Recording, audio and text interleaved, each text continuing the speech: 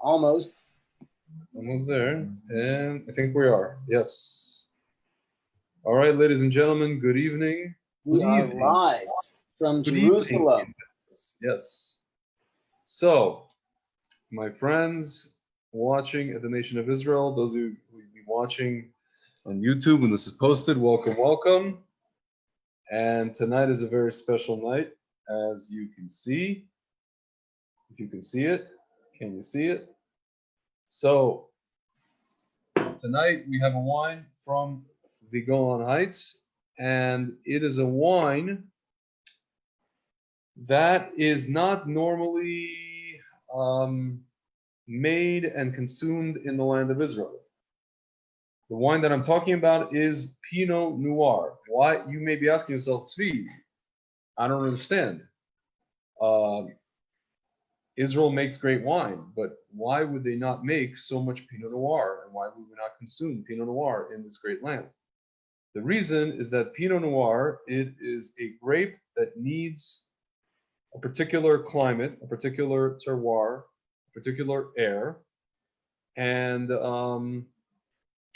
it's hard to come by in Israel. It needs a very particular. Israel is very anticlimactic. Yes, in certain ways. In other ways, it's pretty climactic. So, in the case of Golan Heights, if you go up to the Golan Heights, you will find, and it was actually one of the first terroirs that was identified by certain, connoisseurs and winemakers and sommeliers as ideal climate and terroir for making such wine. In particular, a wine that normally goes into certain blends in France. So Pinot Noir, I don't know if you could tell here in this video, it has a kind of a lighter, more translucent consistency. It's not so dark. It also tastes kind of light. It tastes very light, but in this particular case, Yarden Golan Heights, they managed to, it is light, but it does have a character to it. A lot of Pinot Noirs are light and just are light and dead and like watery. This one is not. And it's really white. Sorry? I mean, noir means dark.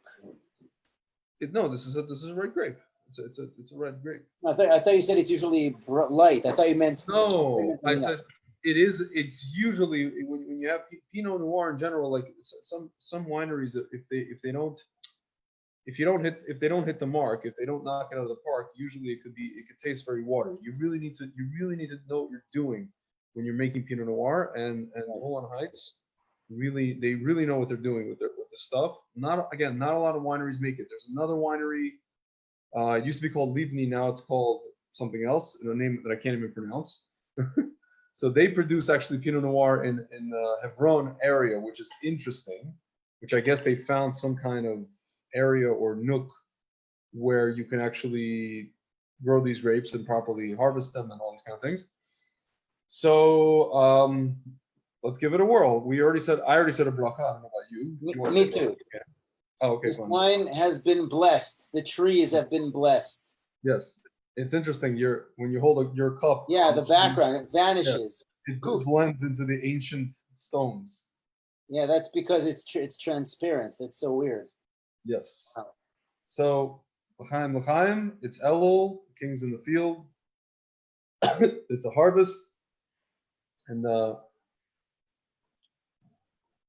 we say the king is in the field, and because we are so detached from the life in the field, as we are pretty much urban people here, we're not living in the Golan, the concept of the king in the field has sort of lost some of its potency, as opposed to when you realize like everybody's there, going all the way, leading all the way up to Tishrei, all the way up to the Harvest Festival. It's like now is when you're picking all of this stuff. Yeah. And the king is in the field is like you're in your field, and then suddenly you have the limos passing by the vineyards. Everybody's like, whoa, look, the king came to visit. He's came to visit us in our fields. Yeah. It's like the president of the United States visiting all the factories. I'll tell you something. There's a guy in Tapuach. He's already getting up there in age and whatever. Avraham Herzlich. He was a shepherd, whatever it is, and I saw a video of him on YouTube, and he actually said the Jewish people we're not meant to live in cities. Actually, it was a video that somebody took of him in Tel Aviv, and he's like, we're not meant to live in cities. We're not city dwellers. We're meant to be in the hills. We're meant to be in the farmers and working the land. He's like, we need to, and he was talking about in context of like, we need to annex our land. We need to take sovereignty over our land.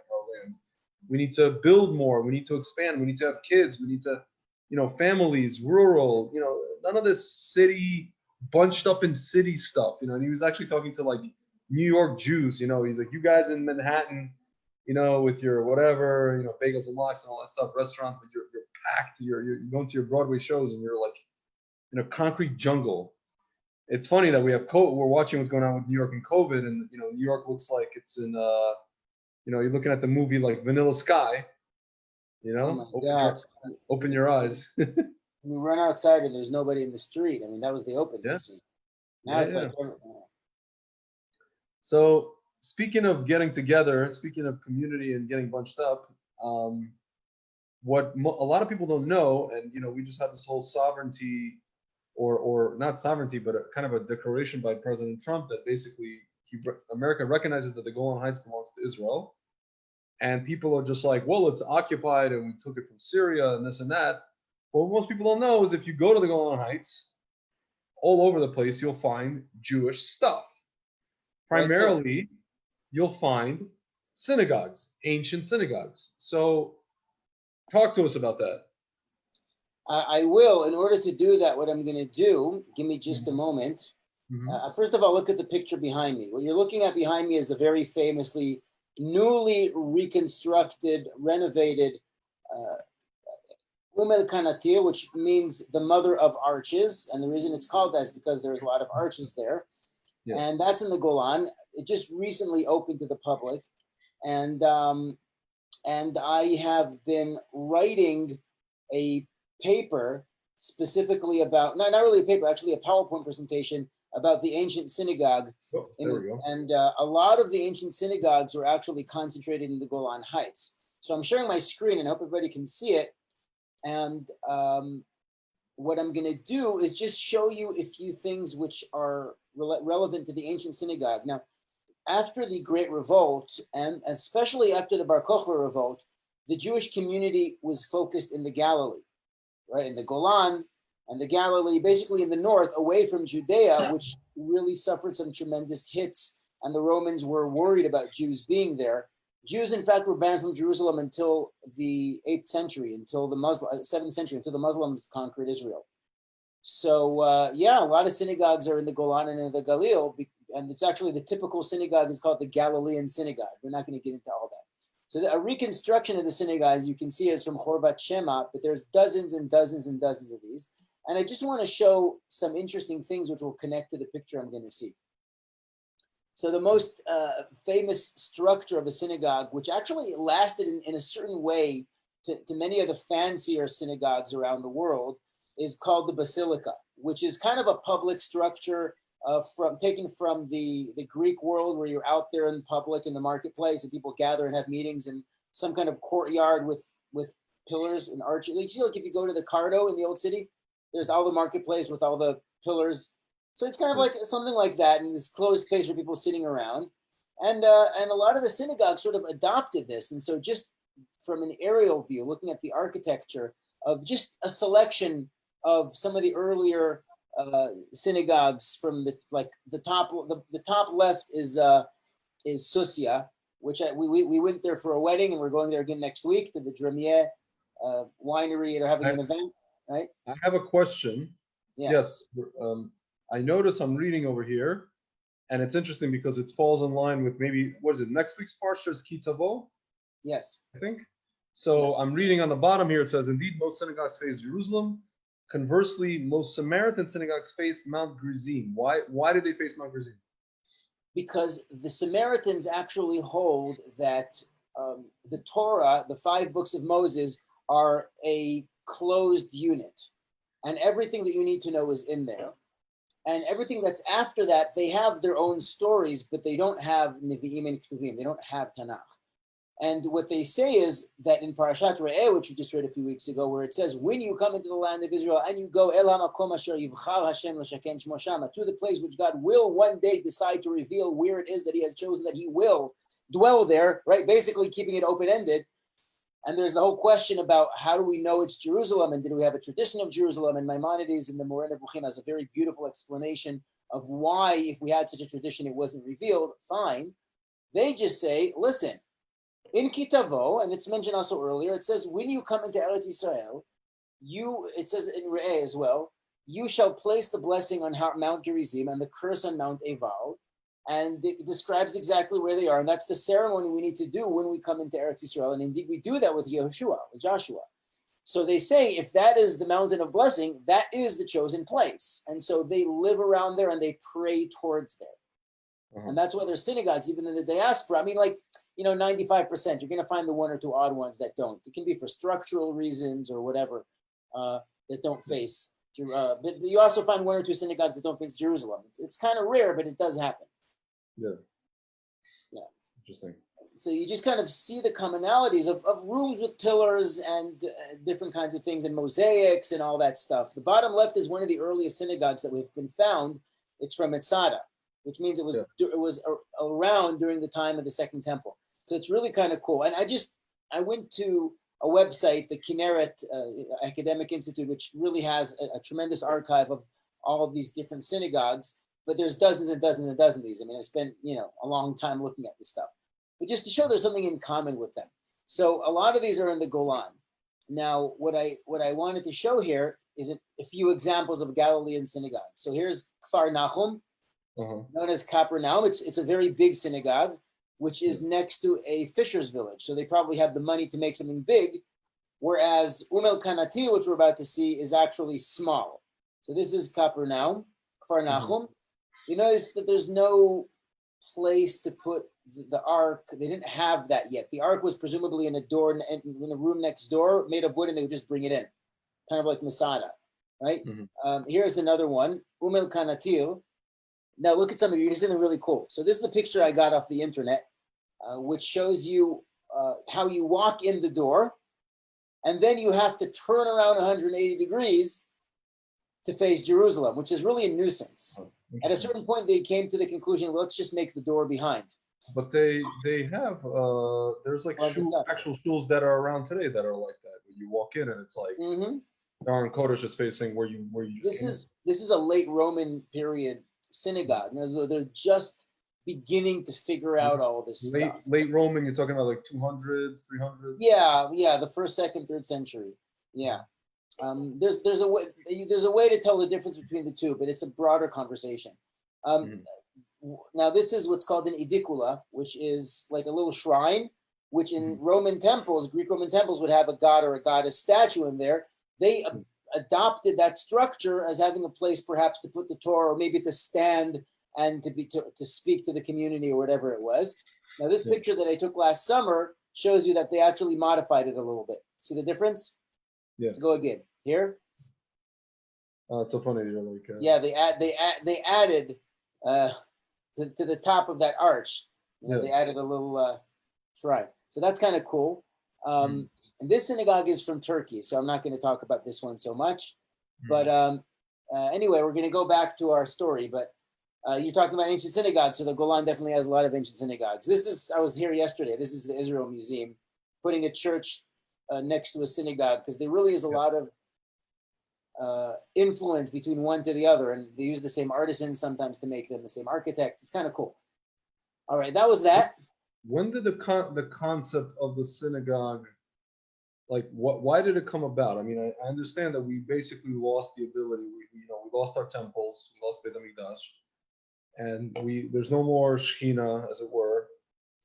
There's no more of those same rituals that we were doing, and same the regular, like coming up with every holiday. So we needed something to replace it. So it's like, but the question is why the synagogue, and where did the designs for? I mean, I know you could tell that it kind of came from Beit HaMikdash, but it's not quite. So it's like, That's a great point. To do that, I'm going to just share with you the inspiration for this project that I'm doing is actually, I have to do this project in the ancient synagogue. And I'm sitting there in the shul across my street, which is called Kol Israel, Congregation Kol Israel on Bedford and K. And I'm like, I got this. I know what to do with this project because there's so much connection between this synagogue, which is basically based on a 15th century Spanish synagogue, and the Byzantine synagogue. So I'm not going to go into all the detail, but this is the verse. The verse from Yechezkel, which is when we are in the Babylonian exile, is "Va'ehi lehem lemikdash me'at ba'aratzot asher ba'u sham." I shall become for them a diminished sanctuary in the countries whither they have gone. And the translation into Aramaic, the Targum actually says that's Batei Midrashot and Batei Knesiyot, that's synagogues and houses of study. And so I give a bit of an overview here, but the point is that the temple was a place that everybody directs their prayers to. And once it was destroyed, we needed a solution. We needed a replacement. And we created in the diaspora, in exile, we created a way to function as a society and to pray. So we find that Daniel prays or has windows and prays towards Jerusalem. And these things sort of evolved in exile. And they lasted, even when we came back and rebuilt the second temple, it served a purpose. Like you have the Jewish community that remained in Babylon. You had Jews who were in Egypt and in other parts of the country. They couldn't always be in Jerusalem. And so what do? Right? So we have a place where we now pray towards Jerusalem or gather and study and think about Jerusalem. So we don't really know when it started. But you can always tell when the revolution started because that's a change from the norm. But the synagogue sort of gradually happened. And at the end of the second temple, we suddenly find, hey, there's synagogues all over the place. There's mentions of them. There's a mention of a great synagogue in Alexandria and so on. So it sort of happened. Now the design, so I mentioned here in this piece, where the design came from. So if you're thinking of a place of gathering, right, where do you have courtyards for gathering in the pagan world? Courtyards for gathering in the pagan world? I mean, you're looking in the world for examples of something I'm going to take and absorb and adopt and adapt. I mean, I'm thinking of what is it? Where they had those Greek philosophers. You're thinking about the amphitheaters, stuff like that. You're thinking about gardens in the Agora. Yeah, they had philosophy gardens, right? The Romans had that. So that was right outside the Agora, which is the marketplace, and I actually mentioned that here. Is that outside the marketplace, they would have places for democratic debate where you have to be seated around each other, and Sephardic synagogues still do that. You sit around each other, not all facing Jerusalem. Yeah. Right. So they took it from that. There's a question of maybe they took it from like Eastern, like Syrian, Eastern royal courts, which you find in Assyria and Babylon, all these places. There's a discussion about it, but it existed, and we adopted it and adapted it for the purpose of communal gathering and some kind of ritual activity and prayer and reading the Torah. These things sort of evolved, and we absorbed the existing architecture. And then gradually, as things developed in the Holy Land, the Byzantine period, which is really when you get all these Galilean synagogues, a lot of them, not all of them, like Gamla is earlier, right? Yeah. Because the Byzantine Empire now made Israel into the Holy Land. And so you have pilgrims and massive churches and monasteries being built. For every 1,500 people, there's a church, right? And so there's all these architects building this stuff, and Jews were like, hey, let's scrub some money together and build a nice synagogue for us. Yeah. And they started doing that a lot in this period of time. It's always amazing to me. I don't know if you've ever seen the movie Kingdom of God with it came out maybe like 15 years ago with Orlando Bloom. Basically, the whole movie is about they're showing like the Crusades and the Muslim battles, all that stuff.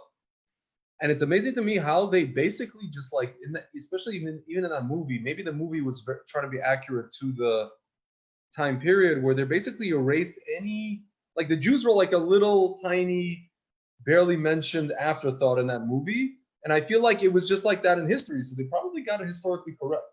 Like we were just kind of like, nobody cared about us. We were just like the guys who just were like there, and we were considered, that God abandoned us, and we just left a couple of us over there just as like a relic. As far as Jerusalem is concerned, that was pretty true. Yeah. Outside of Jerusalem, there was a thriving Jewish community. So I was gonna say, like Golan, like when did the Jewish community in the Golan actually start in general? And Well, how you long mean did it last? restart?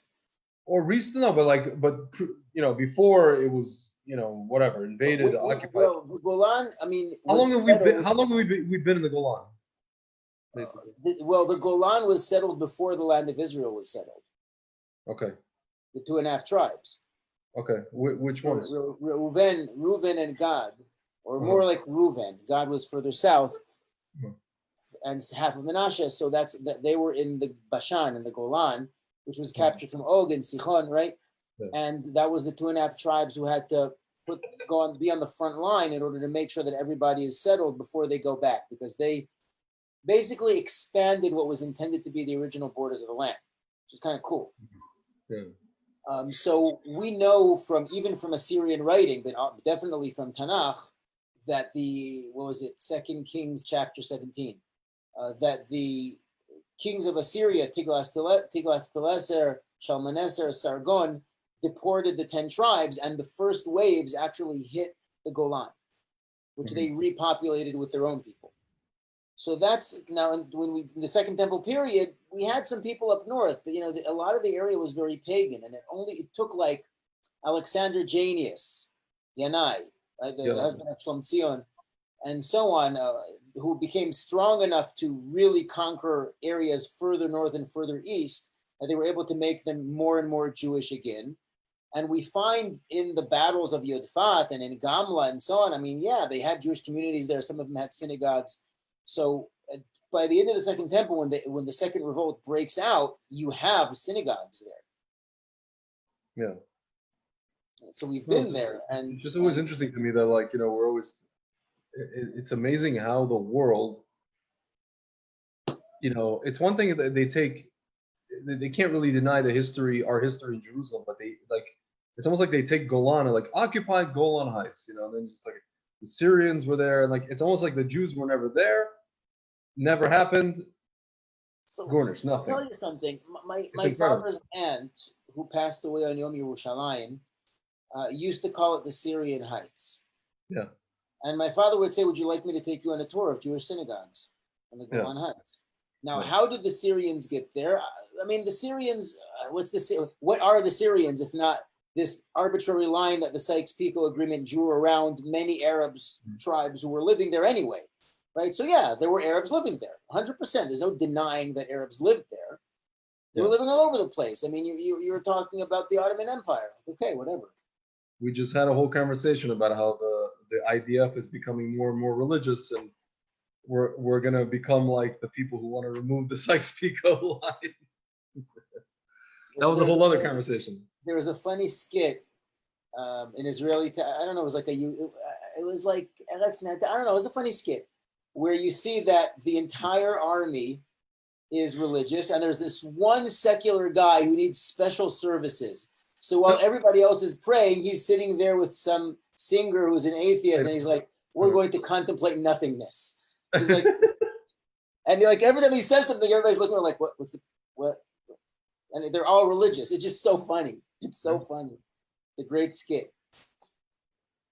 I was gonna say something about so when I was up in the Golan back in February with my friend Zelig. I think I told you about him. He's the one doing the cheese. Golan. No. The Golan Development Fund, and he was, he's trying to collaborate with your brother up there. I thought he was doing something with cheese, but okay. No, so one of the places we went to on that trip was it was a cheese, a farmer that makes cheese. There's a lot of very interesting people who produce different things in the Golan, and they don't get enough play. They don't get enough kind of recognition and publicity. Mm-hmm. And it's interesting, when I was up there, especially when we went to Alonei Bashan, the town, and you really feel like you're like, it's almost like Judea and Samaria, but it's like, I hate to say this, it's Judea and Samaria without Arabs. Like it's just the most interesting part of the land where it's like, you don't even have that issue of like, well, I don't say that because I have an issue with Arabs. I say that because there's always these political considerations when you're talking about Israel declaring sovereignty or declaring that something is ours. And people always say, well, what about the people that live there and how are we going to get on with them? So in Golan, like just as a matter of fact, you don't have that issue. You don't have, there's not. In Golan, you basically have, I mean. You have the Druze, which we visited. The Druze are complicated because they're very complicated. Because the Druze, you'll have Druze on both sides of the border, right? You have Syrian Druze and Israeli Druze, and it gets really sticky. Mordechai Kedar explained to me, we met with these guys, with some of these municipalities, and I actually went to do my own research, and I found some video on YouTube of this very, very nice Druze doctor who I had a very nice conversation with, and I found a video of him 20 years prior at some protest in, I won't say the name of the town of where they live. This is on our side of the fence, holding up a Syrian flag. So I asked Professor Mordechai Kedar, I'm like, what's up with that? He's like, this guy's duplicitous, he's double talking. He's like, no, you have to understand something.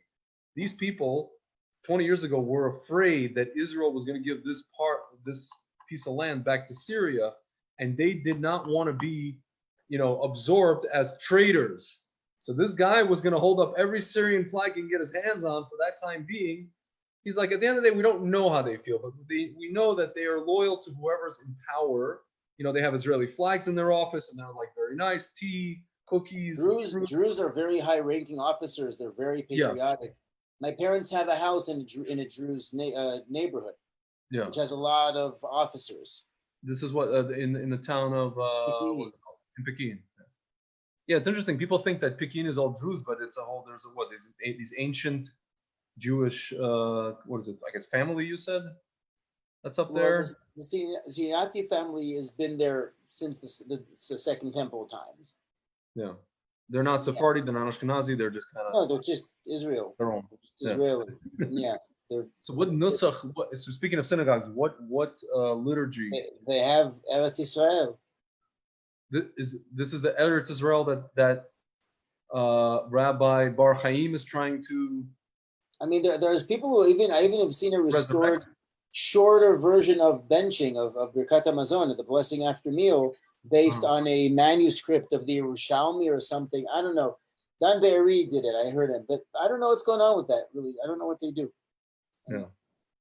I mean, there's not really them. There's like her, and she's very old. She never married because the sheikh told her father that if she marries anyone but his son, he will kill her. So she never married. That's always a good time. Very nice. That's the story. So they do have relatives. I don't know how the whole family works there. Yeah. I don't know. Yeah. So there were some riots there shortly after my parents bought the house, and a lot of Jews left. I think they were feeling a little bit threatened. The Jews, again, they're complicated. It was an interesting story. My brother was talking about it. He said he was actually reading all the blogs of all these Jews who he knows from the army. Yeah. And I think like the Israel's Parks Authority, right, came in and like was stopping them from doing some kind of building that was infringing on a park, and they like started rioting, and they said, listen, if you bring your inspectors in there, we're gonna lynch them or something like that. And like they said, like, we're getting out of here. Like they flipped their car and burned them, and they said, we've been protecting this place for 700 years. You're gonna come in here and tell us what to do, how to protect the park reserves. This so people understand. I mean, like Pekin is the place where Shimon Bar Yochai. Shimon Bar Yochai sat in the. I mean, the story goes he sat in the cave. Yeah, the cave that's reportedly that cave had an earthquake and was shut in. I mean, it's interesting. You always hear, like you just told over the story about like this whole situation with the parks and this and that. You always hear whenever like, and I noticed this, and because somebody told me we live next to here in Jerusalem next to a place where supposedly Mr. JC was given up by to the Kohanim, by Judas, and a friend of mine told me, my friend Eitan told me that, well, this open area over here, the hill of what they call the hill of evil counsel, every time somebody tried to build there, like Michael Steinhardt came and tried to build housing or hotel over there for tourists, something always happens, something with the administration, something with the land, something with the taxes, something with the zoning. There's like certain places in this land where there's like energy going on with some. That's because the Steinhardts have an affinity for Greek art, and there's a Greek monastery next door. So maybe they're like, we don't want to become a museum. We're Sure. No, it's just I just find it interesting because so like you're talking about Pekin and Rabbi Shimon Bar Yochai and the legend, and then people are trying to come and like do all funky stuff, but then something happens, and then and the places. There's definitely an energy to the places in Israel. And then there's a lot of logistical problems. Like you can't. Certain parts of land belong to like the Russian compound. Yeah. Was bought for the Russians by a spy back in there's crazy stories. Which Putin got more of recently because of this whole issue with the girl that got there's a whole other story, incarcerated. You're wondering why there's so many cranes around Jerusalem. Ukraine. That was supposed, yes. As Putin said, Ukraine, my crane. And Bahrain. And Bahrain. Well, let's drink to the reconciliation. I guess that for the time being, reconciliation with our Ishmaelite brothers. Hopefully this leads to something. Isn't that a little bit dependent on the F-35s? No, so those have been delivered. So now we can see what happened. What was that was going on? Like they nixed that and then they canceled it. I saw some kind of headline. I didn't pay attention to it. So that was something. This is recent. So yesterday. Oh, I didn't know. I didn't hear about it. From what I know, America's giving the UAE F-35s, and that's that. And hopefully, I saw an article. Sorry. And we're trusting that that's not going to be used against us. Well, I saw an article that Israel is the only country that knows how to adeptly modify, because we have the F-35I. Because what do? We go in the cockpit and we modify the cockpit to our own specifications. So we're the only country that knows how to do that, and it's actually allowed to do that. So that's an interesting kind of tidbit. If they want to try something, b'chava, please. They know our track record with our neighbors as far as like air battles and all that kind of stuff, and wars. And we never really had an air battle. We used airplanes against bases. 1973, there were battles. You can go and watch on YouTube. Very interesting specials. These are the men actually who some of the same pilots who ended up bombing Iraq in '81. The nuclear reactor were involved in dogfights in 1973. And I think one of them, what's his name, Milan Ramon. He was the first Israeli in space. I met Lieutenant General Relic, who was one of the guys who bombed the reactor in Iraq. He had a relationship with Boys Town, Jerusalem, and one of the first paintings that's ever been commissioned from me for a substantial credit in an art store when I was in 9th grade was a painting of Bat Yam, of the ocean that I made, and they asked me to inscribe it for Relic. He says he put up in his living room. I was pretty terrible at signing it, but I have a picture with him with the painting. So Lieutenant General. He was like IAF Air Force. Yeah, so he was announcing his retirement, which is supposed to be a political move. I don't know what's going on with him now. Yeah. Well, in any event, let's drink to our wonderful defense forces, our Air Force, who just today even had an operation against Hezbollah. And may our friends or our fellow Jews in the north be protected, defended, and this land be defended. And l'chaim, l'chaim. And the kings in the field, Hashem is close to us. What do they say? What is it? The eyes of Hashem are always on. How does that go? Is the land which God's eyes are intent upon from the beginning of the year to the end of the year, Rosh Hashanah.